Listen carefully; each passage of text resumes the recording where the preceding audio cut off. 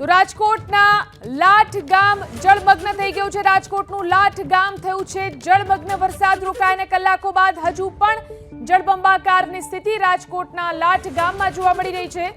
રસ્તાઓ અને ખેતરો અહીં પાણીમાં ગરકાવ થઈ ચૂક્યા છે। વધુ જાણકારી મેળવીએ અમારા સંવાદદાતા પરાક્રમ આપણી સાથે જોડાયા છે। જી પરાક્રમ, શું સ્થિતિ જોવા મળી રહી છે રાજકોટના ગ્રામ્ય વિસ્તારોની અંદર? ક્યાં કેટલો વરસાદ છે? કયા ગામની શું સ્થિતિ જોઈ રહ્યા છો આપ? ચોક્કસ સૌથી વધારે જે પરિસ્થિતિ ખરાબ છે તે લાઠ ગામ અમે આવી પહોંચ્યા છીએ। હવે ગામની અંદર અહીંયાથી જઈ શકાય તેવી સ્થિતિ નથી। અત્યારે અમે ઊભા છીએ ગામ લોકો સાથે। ત્યાં પણ 3 થી 4 ફૂટ સુધી પાણી ભરેલું જોવા મળી રહ્યું છે અને આ કોઝવે છે ત્યાં જોઈ શકાય છે કે 3 ફૂટ સુધી પાણી ભરેલું છે। આ તરફ ગામમાં જવાનો જે રસ્તો છે આ લાઠ ગામ છે કે જ્યાં સૌથી વધારે પરિસ્થિતિ આજે વિકટ પરિસ્થિતિ છે અને ગામના સરપંચનો સવારે જ જે આપણે વિડીયો સામે આવ્યો હતો અહીંયાથી આગળ તરફ જવાની કોઈ સ્થિતિ નથી। અલગ અલગ દ્રશ્યો આપણે બતાવવાનો પ્રયાસ કરીશું। ભાઈ, શું સ્થિતિ છે? તમે આ ગામના છો, શું નામ તમારું? મારું નામ દિનેશભાઈ ભાણગોરિયા। હા, અત્યારે હાલની પરિસ્થિતિ હાવ ગંભીર છે। અહીંથી કોઈ ગામમાં જઈ શકે એમ નથી, ગામમાંથી બહાર નીકળી અમે નથી, વાહન યાર બધો ખોરવાઈ ગયો છે। અત્યારે હાલની દ્રષ્ટિએ મારા ગામના 6 છોકરા હતા અને સરપંચના ઘરે બેઠા છે। સવારના 5 વાગ્યાથી વરસાદ ચાલુ છે તો અત્યારે ક્યાંય નીકળે એવું નથી, ગામમાં આવી શકે એમ નથી, સરપંચની ઘરે બેઠા છે। સરપંચની ઘરે બેઠા ક્યાંના છે એ લોકો? લાઠના છોકરો નિશાળે ગયા અચ્છા। હતા સ્કૂલે, અને એમને ક્યાં જવાનું છે હવે અત્યારે લાઠ આવવાનું છે તો અત્યારે અહીંયા છે। ઓકે, ગામમાં આવી શકે એમ નથી, ગામમાં અવાય એવી પરિસ્થિતિ નથી। કેટલા વાગે વરસાદ ને કેવો વરસાદ? વરસાદ 6 વાગ્યાથી ચાલુ થયો તો 3 કલાકમાં 15 ઇંચ વરસાદ પડ્યો। ચોક્કસ ભાઈ, તમે શું કહેશો? શું પરિસ્થિતિ? લગભગ અહીંયા આ બધે કોઝવેની બહુ રજૂઆત કરી છે, સતત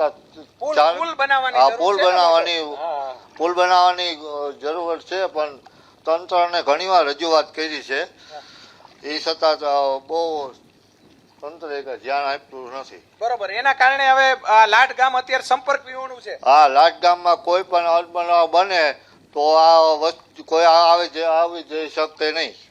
ચોક્કસ અત્યારે પાણી ભરેલું છે, દ્રશ્યો બતાવવાનો પ્રયાસ કરીશું।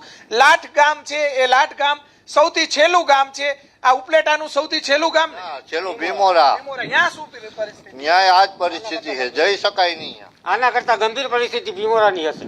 બરોબર, આનાથી ગંભીર પરિસ્થિતિ આથી કોઈ અહીંયા જઈ શકે એમ નથી। ચોક્કસ ભીમોરા જઈ શકાય તેવી સ્થિતિ નથી। જ્યાં જુઓ ત્યાં પાણી જ પાણી। અત્યારે દ્રશ્યો આપણે બતાવવાનો પ્રયાસ કરીશું। અહીંયા પણ પાણીનો પ્રવાહ છે તે વધતો જાય છે।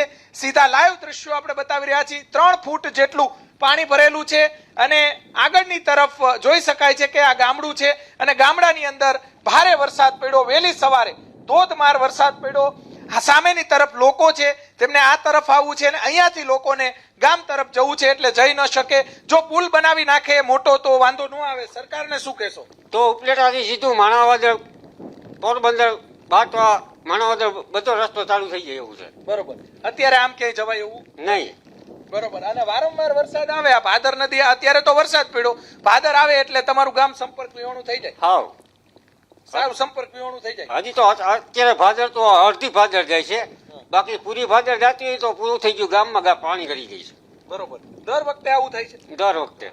બરોબર, અને ખેતરોમાં અત્યારે 4-4, 5-5 ફૂટ પાણી ભરેલા છે। ધોવાઈ ગયા કઈ કેવી વાત છે? ધોવાણા છે। કેટલું ધોવાણું? પછી અત્યારે જાય પછી ખબર પડે, અત્યારે તો ક્યાં જવાય એવું તો છે નહીં। અચ્છા, એટલે આ ભાદરનું પાણી આવ્યું કે અહીંયા જ વરસાદ એટલો પડ્યો? અચ્છા, અહીંનું જ છે? હા, ભાદરનું તો હવે આવશે ને પાણી? હા, ભાદરનું તો નહીં આવે લગભગ। ચોક્કસ દ્રશ્યો બતાવશું। અહીંયા જો પુલ બનાવવામાં આવે તો ખરેખર ચારે તરફ જ્યાં જુઓ ત્યાં પાણી જ પાણી જોવા મળી રહ્યું છે। જે લાઠ, ભીમોરા અને આસપાસના જે ગ્રામ્ય વિસ્તાર છે ત્યાં ભારે વરસાદને લઈને જોઈ શકાય છે કે અત્યારે આ તરફની સ્થિતિ જે છે તે બતાવવાનો પ્રયાસ કરીશું। ભારે વરસાદને લઈને ગામ લોકો અનેક મુશ્કેલીઓનો સામનો જે છે તે કરી રહ્યા છે। જો અહીંયા પુલ બનાવવામાં આવે સરકાર દ્વારા તો લાઠ અને ભીમોરા ગામના લોકોને વારંવાર સંપર્ક વિહોણું ન બનવું પડે। અહીંયા તમામ જે અધિકારીઓ અત્યાર સુધી અહીંયા પહોંચ્યા હતા, પરંતુ દર વખતે આ પરિસ્થિતિ અહીંયા સર્જાય છે। દર વખતે આ ખેતરો છે તેની અંદર પણ પાણી ભરાઈ જતું હોય છે અને જેના કારણે પારાવાર મુશ્કેલીઓનો સામનો આ વિસ્તાર ગ્રામ્ય વિસ્તારના લોકોને કરવો પડતો હોય છે. જે ચારે તરફ બેટમાં ફેરવાયું છે લાઠ ગામ, એ દ્રશ્યો આપણે બતાવી રહ્યા છીએ. જ્યાં જુઓ ત્યાં પાણી જ પાણી જોવા મળી રહ્યું છે. ઠેર ઠેર પાણીના આ પ્રમાણેના દ્રશ્યો છે. ભાઈ, દર વખતે આ પરિસ્થિતિ? દર વખતે આ જ પરિસ્થિતિ હોય. જ્યારે વરસાદ આવે ત્યારે આ પરિસ્થિતિ હોય. આ પુલ બની જાય એટલે આ પ્રશ્ન હલ થઈ જાય. ચોક્કસ, આ પુલ બની જાય એટલે પ્રશ્ન હલ થઈ જાય.